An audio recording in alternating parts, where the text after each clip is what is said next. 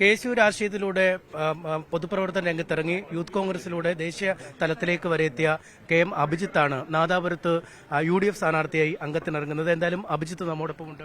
ഒരു വലിയ അവസരമാണ് പാർട്ടി നൽകിയിരിക്കുന്നത്. തീർച്ചയായിട്ടും ശ്രീ രാഹുൽ ഗാന്ധി ഉൾപ്പെടെ ശ്രീ KC വേണുഗോപാൽ ഉൾപ്പെടെ ശ്രീ മല്ലികാർജ്ജുൻ ഖാർഗെ ഉൾപ്പെടെയുള്ള കേന്ദ്ര നേതാക്കൾ, ശ്രീ പ്രതിപക്ഷ നേതാവും BCC പ്രസിഡന്റ് ഉൾപ്പെടെയുള്ള നേതാക്കൾ, വർക്കിംഗ് പ്രസിഡന്റുമാർ, പ്രിയപ്പെട്ട ശ്രീ ഷാഫി പറമ്പിലും BC വിഷ്ണുനാഥ് മല്ലേട്ടനും അടക്കമുള്ള നേതാക്കൾ ഇപ്പോൾ കോഴിക്കോടേക്ക് വരുമ്പോൾ കേരളത്തിൽ എക്കാലത്തെയും നേതാവ് ബഹുമാനപ്പെട്ട ശ്രീ മുല്ലപ്പള്ളി രാമൻ സാറും രാഘവേട്ടനും അങ്ങനെ തുടങ്ങിയിട്ടുള്ള നേതാക്കളുടെ ഒക്കെ വലിയൊരു കൂട്ടായ പ്രവർത്തനം. അതോടൊപ്പം DCC ടീമാണ്, ടീം DCC ആണ്. പലപ്പോഴും DCC പ്രസിഡന്റ് പറയാറുള്ള പോലെ ടീം DCC ആണ്. അപ്പോൾ അതിന്റെയൊക്കെ പ്രവർത്തനങ്ങൾ, അങ്ങനെ ഒരു വലിയൊരു അംഗീകാരം, ആ ഒരു രീതിയിലൊരു അംഗീകാരം ഇപ്പോൾ ഒരു സ്ഥാനാർത്ഥിത്വമായി ലഭിച്ചിരിക്കുന്നു.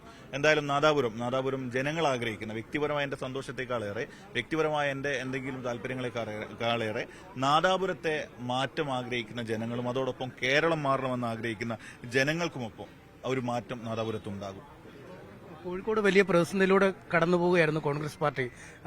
കൃത്യമായി പറഞ്ഞ 25 വർഷമായി MLA ഇല്ലാത്തൊരു ഇടമായിരുന്നു. പക്ഷേ കഴിഞ്ഞ തദ്ദേശ ഭരണ തെരഞ്ഞെടുപ്പിൽ വലിയ മാറ്റം വന്നു.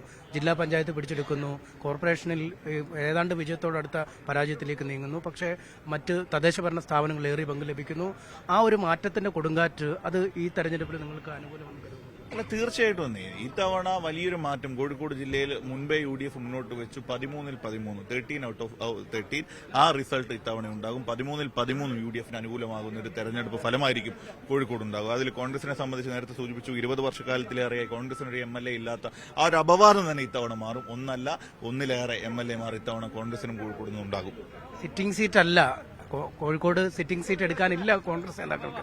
എന്താണ് നാദാപുരത്ത് ഒരു അനുകൂല ഘടകമായി? അല്ല, തീർച്ചയായും ജനങ്ങൾ ആഗ്രഹിക്കുന്ന മാറ്റം, അത് കേരളത്തിലെ ജനങ്ങൾ മുഴുവൻ ആഗ്രഹിക്കുന്ന പോലെ ഒരു മാറ്റം വേണമെന്ന് ജനങ്ങൾ കേരളത്തിൽ ആഗ്രഹിക്കുന്നു, നാദാപുരം ആഗ്രഹിക്കുന്നു, കോഴിക്കോട് ആഗ്രഹിക്കുന്നു. ആ മാറ്റം ഉണ്ടാകുക തന്നെ ചെയ്യും. എന്തായാലും നാദാപുരത്തും മാറ്റം ഉണ്ടാകുമെന്നാണ് അഭിജിത്ത് പറയുന്നത്. യുവജന സംഘടനാ പ്രവർത്തനത്തിലൂടെയൊക്കെ